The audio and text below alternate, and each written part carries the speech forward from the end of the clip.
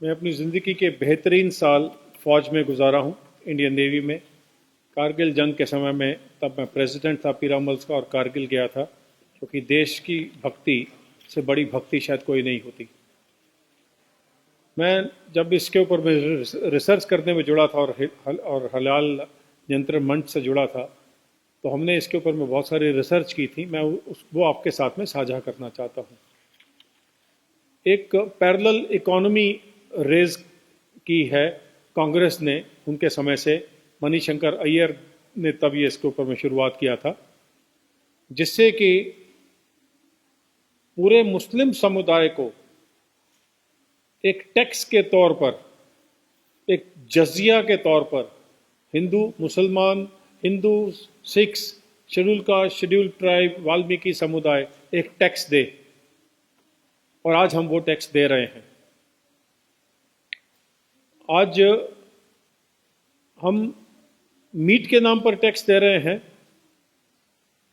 और एक जो हवस होती है पैसे कमाने की, उसके नाम पर बाबा रामदेव, श्री श्री रविशंकर, हल्दीराम, बीकानेर, ऐसे हजारों कंपनीज और प्रोमिनेंट लोग हैं जो कि भाषण तो देते हैं हिंदुत्व का और टैक्स देते हैं हलाल टैक्स बोर्ड को। तो इससे ज्यादा शर्म की बात हमारे लिए नहीं होनी चाहिए कि एक भुजिया कैसे हलाल टैक्स हलाल पर हो गई, आटा और दाल चावल कैसे, पापड़ कैसे हलाल टैक्स के सर्टिफिकेट के दायरे में आ गए।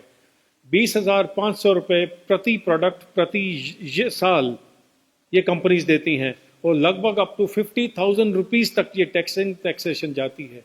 ये उन बोर्ड्स को जाती है जो कि इस कमाई को टेरर के साथ में सपोर्ट करते हुए पाए गए हैं, उनके चार्टर में है। तो सरकार इस बात पर कैसे नियंत्रण नहीं काबू कर पा रही, मैं ये जानना चाहूंगा सेंट्रल गवर्नमेंट से। हम ये प्रश्न पूछना चाहते हैं उनसे कि क्यों कोई भी 5 स्टार होटल, कोई भी 5 स्टार होटल इस देश में सिवाय हलाल के सर्व कुछ नहीं करता है, लेकिन बताते कहीं नहीं है। कोई भी रेस्टोरेंट, कोई भी ढाबा सिर्फ हलाल मीट सर्व करता है। कोई भी एयरलाइंस, कोई भी ट्रेन सर्विसेज, आर्म्ड फोर्सेस सिर्फ हलाल सर्व कर रही हैं। सो 2% रेडिकल मुस्लिम्स कांग्रेस के बैकिंग से, मैं आप पूरी अथॉरिटी के साथ में, आपको पर्सनल अथॉरिटी के साथ में कह रहा हूं कि कांग्रेस की बैकिंग से, क्योंकि अपेडा का सरकारी कानून बिना कांग्रेस की सपोर्ट के पुश के आ ही नहीं सकता था। तो ये हम पर थोपा गया है ऑन द स्लाई, बिना बताए। वो जो खाएं वो उनकी मर्जी है, लेकिन एक सिख को, एक हिंदू को, जो कि जिसके मजहब के खिलाफ में है, जिसके धर्म के खिलाफ में है, रहत मर्यादा के खिलाफ में है, आप पंजाब में उसको और बाकी के देशों में कहीं पर भी हलाल खिला रहे हैं बिना उसको बताए। केरला सरकार में अभी एक विरोध हुआ था क्रिसमस से पहले, क्रिश्चियंस ने किया था। कहा था कि हमें हलाल मीट कैसे सौंपा जा रहा है, कैसे परोसा जा रहा है, और उसको पूरे दम से उन्होंने हटाने की कोशिश की, उस विरोध को शांत करने की कोशिश की। वो पब्लिक डोमेन में आया है, आप पढ़ सकते हैं। ये आज एक इंटरनेशनल इशू बन चुका है। बेल्जियम से, जैसे मेरे कलीग जस्टिस पवन कुमार ने बताया, बेल्जियम में क्या हुआ। ऑस्ट्रेलिया में बैन हो चुका है, यूरोप में बैन हो गया है। स्टन करना एनिमल को कंपलसरी है, क्योंकि आप एनिमल को तड़पता छोड़कर उसको नहीं मार सकते। ये हमारे कानून में है, लेकिन फिर भी उस सारे कानून की बिना देखरेख के, बिना उसको हवा में धज्जियां उड़ा के उसकी, और तो और टिल रिसेंटली जो हमारी जो एक मंदिर है इस देश का, पार्लियामेंट, उसकी कैंटीन में भी हलाल सर्व होता था। तो उनके पीछे पड़े कि ये क्या कर रहे हैं आप। तो जो अभी आए ओम बिरला जी, स्पीकर साहब, उन्होंने उसको हलाल को वहां से हटाया और सिर्फ वेजिटेरियन किया। क्या आपने किसी को बताया वहां पार्लियामेंट में कि आप जो दूसरे समुदाय के लोग हैं वो हलाल खा रहे हैं? क्या आप झटका मीट मुसलमानों को सर्व कर सकते हैं? क्या आप उनके साथ में वो कर सकते हैं जो आपने हमारे साथ में किया? तो ये गद्दारों की अगर लिस्ट बनाई जाए तो उसमें सबसे ऊपर में गांधी फाउंडेशन, गांधी डायनेस्टी आती है। जो उन्होंने सिखों के साथ किया वो अलग बात है, उन्होंने किसी को नहीं छोड़ा है अपीजमेंट के लिए, या उनकी जो बैकग्राउंड रही है, कनेक्टिविटी रही है इन लोगों के साथ में। अभी हलाल ब्रॉथल्स हो गए हैं, हलाल बैंकिंग तो आनी है बाकी।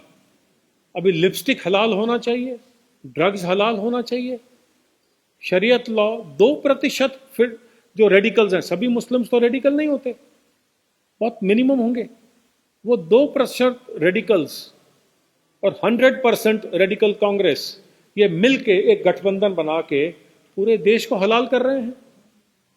और हम चुपचाप से सहन कर रहे हैं, बिकॉज हमें तो कोई जूता मार जाए हमें फर्क नहीं पड़ता है। Be it Sikhs, be it Hindus, we have become important, very important, नपुंसक हो चुके हैं, क्योंकि हमें आवाज उठाना अपने ही हक के लिए आता नहीं है। और ये बहुत शर्म की बात है जो मैं आपके साथ में साझा कर रहा हूं।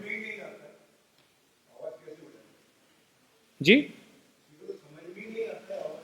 तो समझ में नहीं आता है कि आवाज कैसे उठाएं, आप कहते हैं। तो यही, इसी के लिए आप लोगों से प्रार्थना है। हलाल क्या है ये लोगों को पता नहीं है। हलाल सिर्फ मुसलमानों का एक रिलीजियस तरीका है, वो हिंदू सिखों के धर्म के विरुद्ध है। ये हमें समझ में नहीं आता है। क्यों वैक्सीन हलाल होना चाहिए, क्यों ऐसा कुछ लोग इसके ऊपर में प्रेशर कर रहे हैं। मैं उन देशों से पूछना चाहूंगा, जैसे पाकिस्तान ने बताया था, पीछे उनके बहुत बड़े प्रवक्ता हैं, कि मुसलमानों ने तो एक बॉल पॉइंट की निब तैयार नहीं किया है, वैक्सीन कहां से तैयार करेंगे। अभी कुछ एक कंट्रीज ने बोला है कि जो पोर्क का अगर जेलेटिन है तो वो कोई बात नहीं, उसको चलने दीजिए, इंसानियत को बचाना जरूरी है। ये मुस्लिम देशों ने कहा है, लेकिन उसको मनाने के लिए फंडामेंटलिस्ट को कहां राजी करेंगे। आपने हमारे कॉन्स्टिट्यूशन की धज्जियां उड़ा दी, वो कॉन्स्टिट्यूशन जिसको कि हम अपना माई बाप समझ के चलते हैं। आपने लीगल इश्यूज को दरकिनार कर दिया और हलाल सर्टिफिकेशन की तैयारी कर दी। सो एयर इंडिया के किसी भी जहाज में आप जाइए, आपको एयर होस्टेस सिर्फ मांगने पर हलाल सर्टिफिकेट की फोटो देगी।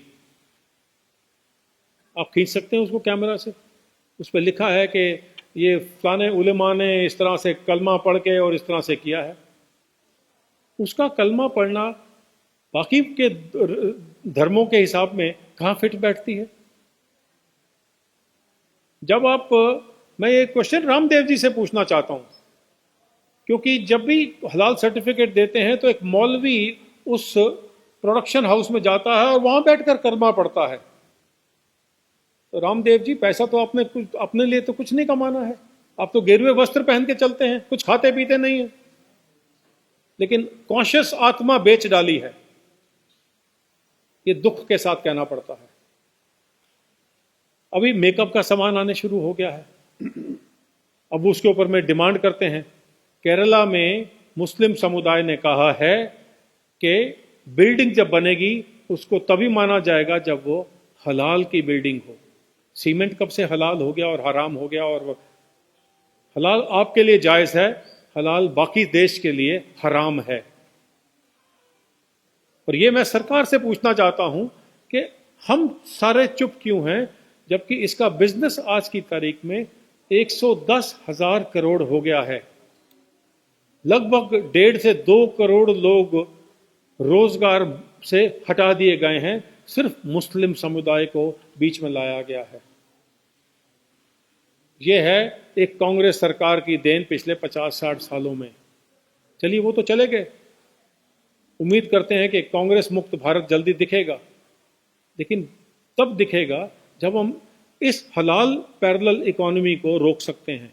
नहीं तो कसाब को बिरयानी खिलाई इतने साल में, और जितने टेररिस्ट पकड़े जाते हैं उनके लिए सबसे बेहतरीन लॉयर ये जमायत उलमा और जमायत महाराष्ट्र और हलाल टैक्स बोर्ड देते रहेंगे? वो पैसा कौन दे रहा है? आप और मैं।